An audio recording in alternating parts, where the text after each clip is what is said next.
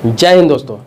आज मैं बात करने जा रहा हूं जो जमीन का विवाद होता है भाइयों में, पट्टीदारों में, आपसी मतभेद होता है भाई बहन में, भाई भाई में, चाचा भतीजा में, खानदान में, पैतृक संपत्ति के लेकर जो लड़ाइयाँ होती है वो क्यों होती है, वजह क्या है, इसकी पूरी जानकारी दूंगा। इसके बाद ये भी बताऊंगा कि कैसे इस विवाद का हल निकाल सकते हैं।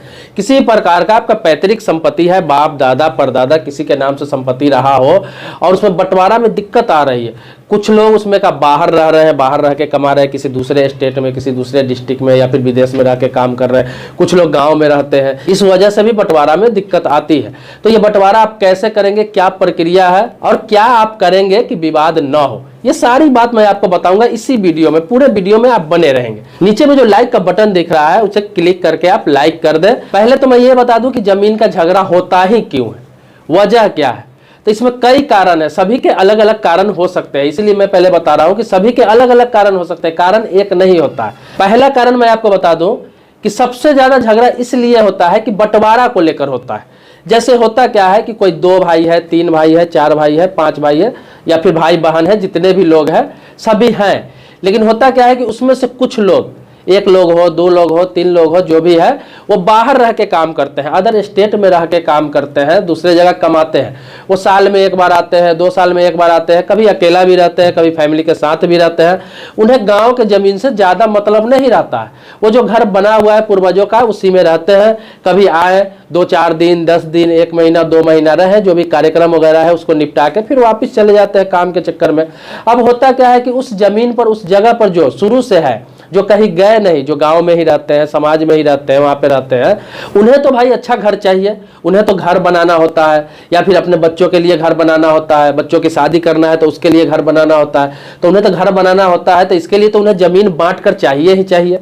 जमीन तो अलग बांट के चाहिए ना। मान ली कि 2 भाई है, 3 भाई है, 4 भाई है, 5 भाई है, जितने भी भाई है या फिर भाई बहन है, तो उसमें तो उसको बांट के चाहिए, तभी तो बंदा घर बनाएगा। एक जगह जमीन है, बंटवारा नहीं हो रहा है लिखित रूप से, तो कैसे कोई घर बनाएगा उसमें से एक? अगर बना भी लेता है तो दूसरा बाद में ऑब्जेक्शन करेगा, मारपीट होगा, पंचायती होगा, केस मुकदमा होगा। इससे बेहतर है कि बांट के बना ले। तो फिर बंटवारा की जब बारी आती है, जो गांव में रहता है, 1 लोग हो, 2 लोग हो, 3 भाई हो, जो गांव में रहते हैं, वो अगर उन्हें कहते हैं, जो बाहर में अलग स्टेट में रह के काम करते हैं, तो उन्हें कहते हैं कि भाई मुझे बंटवारा करना है, तुम आओ बंटवारा कर लो, तो वो बोलते हैं कि मेरे पास टाइम नहीं है, फुर्सत नहीं है, या फिर समय पर आ नहीं पाता है, या फिर बंटवारे की प्रक्रिया में जो टाइम लगता है उसमें टाइम दे नहीं पाते हैं। दूसरा वजह यह भी होता है कि जो बाहर रहता है, जो लोग बाहर रहता है, तो वो बंटवारा के लिए इंटरेस्टेड होते हैं कि मुझे बंटवारा हो जाएगा तो मैं अपने हिस्से की जमीन बेच लूंगा, क्योंकि मुझे यहाँ रहना नहीं है, या फिर घर बनाकर छोड़ दूंगा। उसके भी कई कारण हो सकते हैं, तो वो बोलते हैं। और गांव में जो रहते हैं तो वो बंटवारा करना नहीं चाहते हैं। वो इसलिए नहीं करना चाहते होंगे कि सभी तो मेरे कब्जा में ही है, वो लोग नहीं रह रहा है लेकिन मेरे कब्जा में ही है, मैं ही काम कर रहा हूँ इसमें। तो दोनों की तरफ से गलती हो सकती है, किसी में ये दोषी हो सकता है, किसी मामले में ये दोषी हो सकता है, दोनों कारण हो सकते हैं। और ये छोटी छोटी बातों के लिए लोग अपने पूरे जीवन खत्म कर लेते हैं, पूरी जिंदगी खत्म कर लेते हैं और बंटवारा नहीं हो पाता है, सुख नहीं भोग पाते, जमीन रहते हुए घर नहीं बना पाते। घर बना भी लिए तो लड़ाई झगड़ा होता है, केस मुकदमा होता है आपस में, भाइयों में, चाचाओं में, और 10 साल, 20 साल, 15 साल लड़ते रहते हैं और जिंदगी ऐसे ही निकल जाती है। उनके पास सब कुछ होते हुए वो सुख नहीं भोग पाते हैं, आपस में एक दूसरे से ईर्ष्या रखते हैं, एक दूसरे से किलसते हैं, लड़ाई झगड़ा करते रहते हैं। हालांकि जो बंटवारा की प्रक्रिया है, मैं कई वीडियो में आपको बता भी चुका हूं और इसमें भी बता रहा हूं, बंटवारा का जो प्रक्रिया है वो बिल्कुल आसान है, बिल्कुल ही आसान है, लेकिन लोग इस चीज को समझते नहीं है, कहते हैं बहुत मुश्किल है। मुश्किल कब होती है? जो परिस्थिति मैंने आपको बताया उस परिस्थिति में मुश्किल हो जाता है। जैसे अगर 4 भाई है, 3 भाई है, 5 भाई है, बहन भी है, तो उसमें से कोई एक भी तैयार नहीं होता है उसमें से बंटवारा के लिए, तो दिक्कत आ जाती है। अगर सभी लोग तैयार है तो बंटवारा के लिए कोई दिक्कत नहीं है। आपको अपने तहसील में आवेदन देना है, जिसे हम अंचल कार्यालय कहते हैं। तहसील बोलते हैं कहीं कहीं, कहीं कहीं अंचल कार्यालय बोलते हैं, कहीं कहीं सर्किल ऑफिस बोलते हैं। वहां पे जाना है तहसीलदार के पास या फिर अंचलाधिकारी के पास या फिर सर्किल ऑफिसर के पास, जो होते हैं अंचल में, कहीं कहीं ब्लॉक में भी बैठते हैं वो, तो उनके पास आवेदन देना है आपको बंटवारा के लिए। वो खुद सारी प्रक्रिया करेंगे और आपका अलग अलग बंटवारा करके, अलग अलग म्यूटेशन करा के, अलग अलग नाम से रसीद काट देंगे, कोई झंझट ही नहीं है। लेकिन वहां पे क्या है, सभी लोगों को उपस्थित होना जरूरी होता है, सभी लोगों को साथ में आवेदन देना होता है, सभी लोगों का सिग्नेचर होता है और एक नक्शा बना के आपको आपको देना होता है हाथ से। नक्शा का मतलब पूरे जमीन का नक्शा नहीं, आपका कहां पर जमीन है और किसका हिस्सा किधर किधर आप दे रहे हैं, एक चौकोर में आप नक्शा बनाकर उन्हें दे सकते हैं और देंगे। अगर उन्हें संतुष्टि नहीं होगी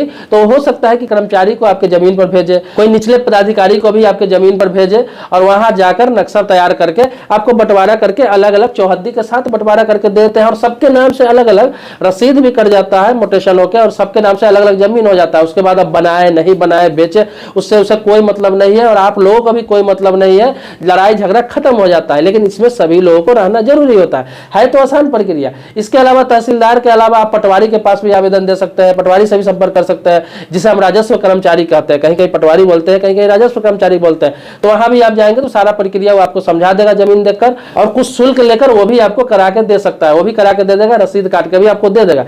इन सभी प्रक्रिया में 1 महीना का समय लगभग लगता है। इसके अलावा आपको बता दूं कि आप गांव के समाज के कुछ लोगों को बिठा के, आपके गांव का मुखिया है, सरपंच है या फिर गांव समाज के कुछ लोग हैं, उनके साथ बैठ के एक पंचनामा भी आप तैयार कर सकते हैं आपस में कि किसका हिस्सा किधर मिलेगा, किसका हिस्सा किधर मिलेगा, किधर किसको देना है।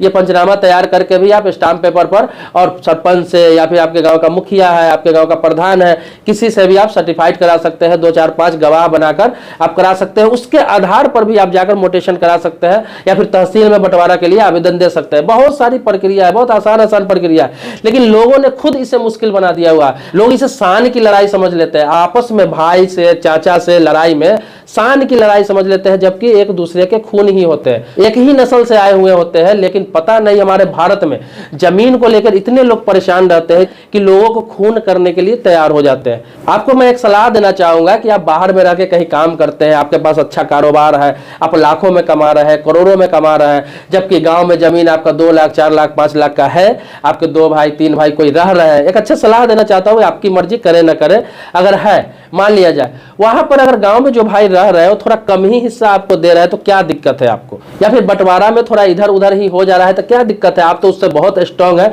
तो लोग ऐसे भी नहीं मानते, कितने भी पैसे वाले हो जाते हैं, करोड़पति हो जाते हैं, अरबपति हो जाते हैं, लेकिन अपने हिस्सा में से 5 इंच भी अपने भाई को देने के लिए तैयार नहीं होते हैं। दूसरे को दे देंगे लेकिन अपने भाई को नहीं देंगे।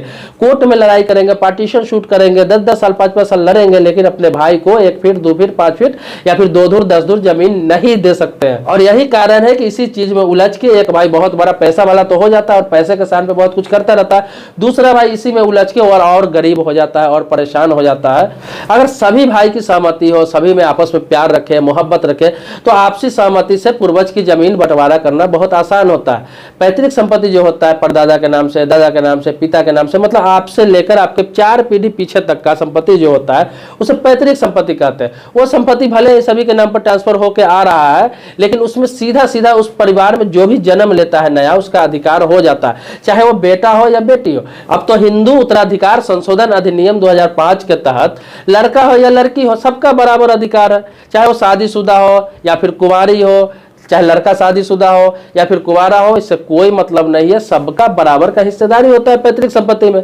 तो लड़की भी चाहे तो ले सकती है, लेकिन ज्यादातर लड़कियां जो होती है, जो शादी हो जाता है, अच्छे घर में शादी हो जाता है, अच्छे से बसने लगती है, अच्छे से रहने लगती है, किसी चीज का दिक्कत नहीं होता है, लड़कियां अक्सर अपने मायके में संपत्ति लेने नहीं आती है, प्रॉपर्टी लेने नहीं आती है, वो हक त्याग कर देती है, वो छोड़ देती है, भाइयों से नहीं मांगती है, तो वो एक अलग मैटर हुआ। लेकिन भाइयों को जैसे बहन त्याग करती है, मैं आपको बता दूं, जैसे बहन त्याग कर देती है, अच्छे अच्छे प्रॉपर्टी को त्याग कर देती है, लाखों के प्रॉपर्टी को त्याग कर देती है, करोड़ों के प्रॉपर्टी को त्याग कर देती है, जबकि वो गरीब भी रहती है, तो कोशिश करती है कि भाई से प्रॉपर्टी ना ही, लेकिन किसी ऐसी परिस्थिति में जब वो आती है तो उसका कोई रिस्पेक्ट नहीं करता है, इज्जत नहीं करता है, या फिर उसके पति की तरफ से दबाव होता है, तब जाकर हो सकता है कि अपना हक, अपना हिस्सेदारी वो मांग ले, वो अलग बात है। लेकिन ज्यादातर मामले में पहले भी और अभी भी देखा जाता है कि बहन अपने मायके से हिस्सेदारी नहीं मांगती है, या फिर जो मिल जाता है उसी से संतुष्ट हो जाती है। तो इसी तरह से भाइयों में भी करें, इसी तरह से भाइयों में भी करें। अगर आपके पास जमीन है, चाहे कम हो ज्यादा हो, थोड़ा अगर 19-20, कोई कम भी मिल रहा है किसी को, कोई ज्यादा भी ले रहा है, थोड़ा 19-20 हो रहा है, 2 फुट 4 फुट का अगर कोई अंतर है, तो इसके लिए लड़ाई न करें, झगड़ा नहीं करें। जिसको जरूरत है, जिसे लगता है कि ज्यादा जरूरत है इस जमीन को, तो आप दे सकते हैं। इससे होता है क्या है कि आपस में प्यार भी बना रहता है, और जो लड़ाई जो आप लड़ते हैं, चाहे पार्टीशन सूट के लिए केस करते हैं, टाइटल सूट के लिए केस करते हैं, किसी भी प्रकार का कोर्ट में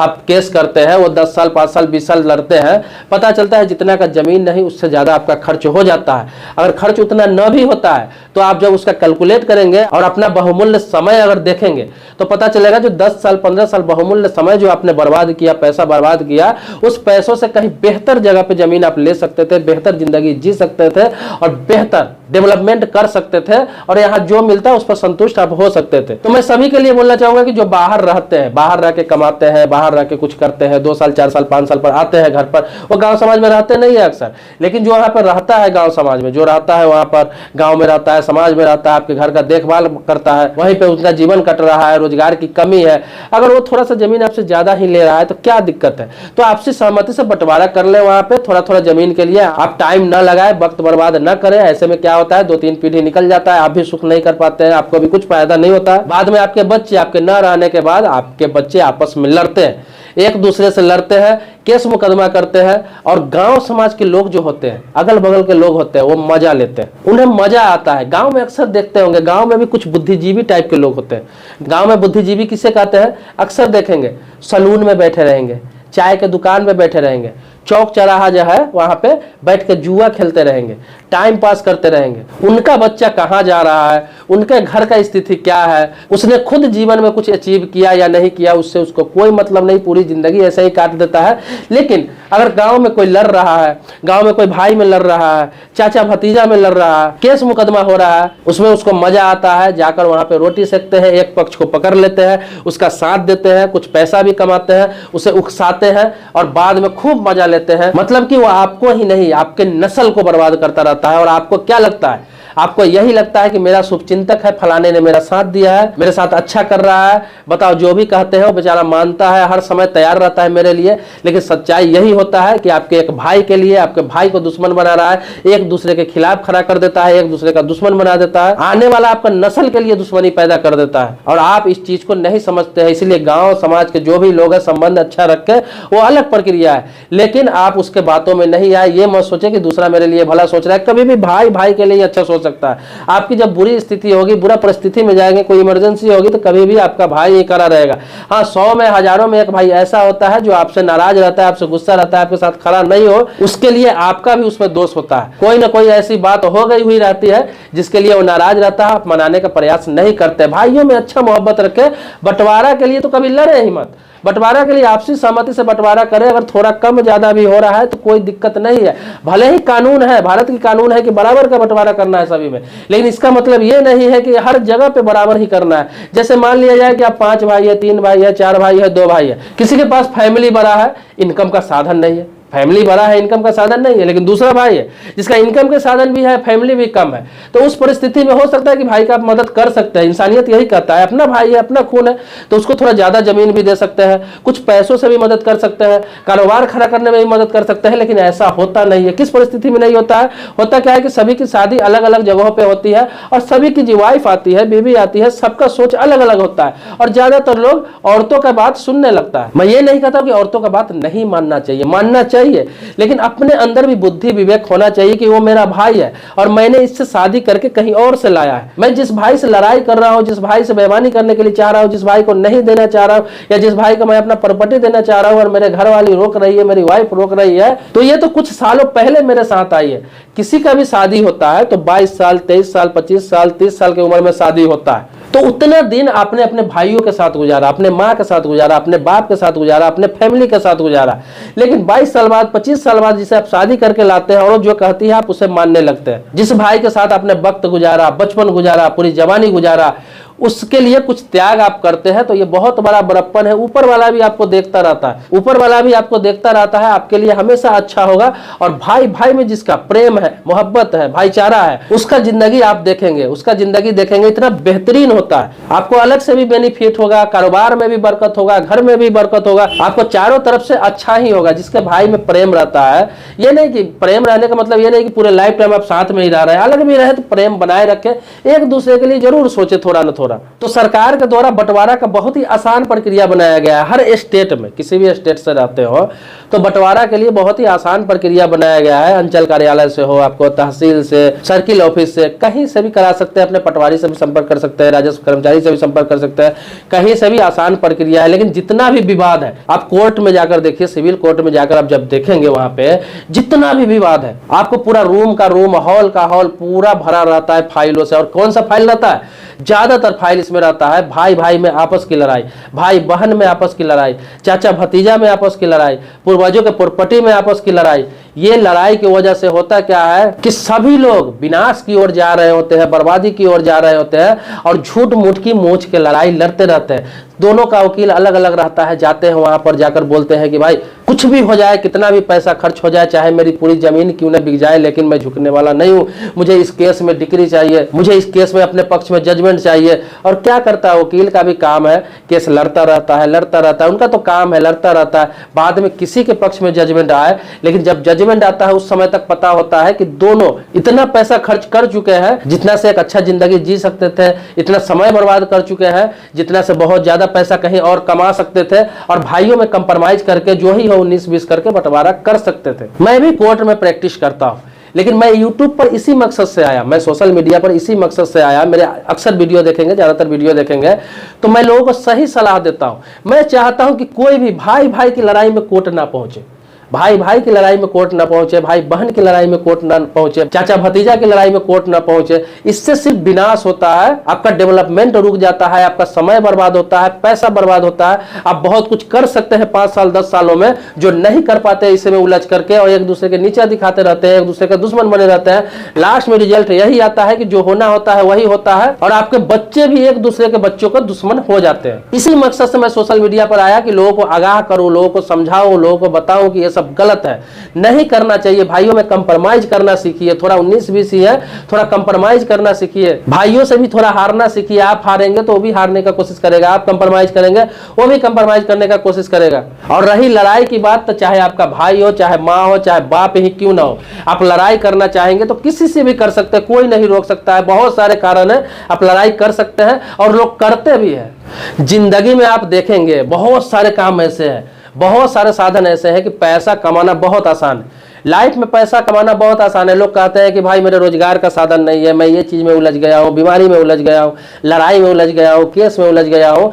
पैसा कमाना बहुत आसान है अगर इन सभी चीजों से आप निकल जाते हैं, इन सभी चीजों पर आप ध्यान नहीं देते हैं। भाइयों से लड़ाई में, चाचाओं में लड़ाई में, पट्टी परदार की लड़ाई में, किसी से दुश्मनी रखने में, किसी से जलने में, या किसी के बारे में बेवजह चर्चा करने में, ये सब में इंटरेस्ट आप नहीं रखते हैं, अपने काम पे फोकस रखते हैं, अपना एम पर फोकस रखते हैं, तो पैसा कमाना बहुत आसान है। आप छोटा से छोटा रोजगार करके, छोटा से छोटा काम करके आप बहुत अच्छा पैसा कमा सकते हैं, बहुत अच्छा पैसा बचा सकते हैं। लेकिन होता क्या है कि लोग आपसी लड़ाई में, आपसी भाईचारा खराब करते हैं। होता क्या है, कभी केस मुकदमा में उलझ जाते हैं, कभी भाई भाई की दुश्मनी में उलझ जाते हैं, कभी एक दूसरे को नीचे दिखाने में, फालतू खर्च में लग जाते हैं। और लोग कमाना तो दूर की बात, जो कमा के रखे हुए रहते हैं उसको भी खत्म कर लेते हैं, उसको भी विनाश कर लेते हैं। आप जब दुनिया में पैदा हुए थे, आप जब दुनिया में पैदा हुए थे तो क्या लेकर आए थे? क्या लेकर आए थे, आप सोच रहे होंगे। तो आप कुछ नहीं लेकर आए थे। आपके हाथ में कुछ नहीं था, न कपड़ा था, न जूता था, न आपके पास प्रॉपर्टी था, कुछ भी नहीं था। आप जब जन्म लिए, बड़ा हुए, तो आपको पता चला कि मेरे पूर्वज का प्रॉपर्टी है, उसमें भी मेरी कुछ हिस्सेदारी है। तो हिस्सेदारी का मतलब ये नहीं होता है कि पूरा एकदम जो कानून बना हुआ है एकदम सटीक हम वही करें, ऐसा नहीं होना चाहिए। भाइयों में भाईचारा है, थोड़ा कम ज्यादा भी मिल रहा है तो आपके पूर्वज ने बनाया। तो आपके कोई बड़ा भाई है या फिर आपसे छोटा ही भाई है, कोई गरीब है, अगर वो ज्यादा ले रहा है, ज्यादा मांग रहा है, उसका परिवार बड़ा है, खर्च ज्यादा है, इनकम का साधन नहीं है, आप अच्छे जगह पे है, अच्छे पोस्ट पे है, अच्छा कमा रहा है, अच्छा बिजनेस चल रहा है, तो थोड़ा ज्यादा भी मांग रहा है तो उसे दे देना चाहिए। कानून अपनी जगह पे है, कानून बना हुआ है, तो इसका मतलब ये नहीं कि आप अरबपति रहिए, आपका भाई भिखमंगा है, भिखारी है, कुछ नहीं है उसके पास, तो भी उस पर जुल्म कीजिए। और थोड़ा बहुत देने के बारी भी आ रही है, देना चाहिए खुद से, तो मांग भी रहा है तो उससे लड़ाई कीजिए, केस मुकदमा कीजिए, उसे नीचा दिखाइए, दूसरे के शाह में आके उसे मारपीट कीजिए। इससे आपका शान बढ़ता नहीं है। भले ही 2 लोग 4 लोग मुंह पे आपको अच्छा कह रहा होता है, लेकिन आपके पीठ मोड़ते, जैसे आप पीठ मोड़ते हैं, आपका पीठ पीछे वही लोग कहता है कि कितना हरामी है, कितना कमीना है, कितना सुअर है, कि अपने भाइयों को नहीं दे रहा है, इतना पैसा वाला हो गया लेकिन अपने भाइयों को मदद नहीं कर रहा है। 10 धुर जमीन के लिए, 1 कट्ठा जमीन के लिए, या फिर कुछ जमीनों के लिए भाई से मारपीट कर रहा है। हाँ, दोनों सेम कैटेगरी पे है, दोनों गरीब है या फिर दोनों अमीर है, वहाँ भी लड़ाई नहीं करना चाहिए। वहाँ भी मोहब्बत से कोशिश करें कि जो जिस लायक है उस हिसाब से बंटवारा करें।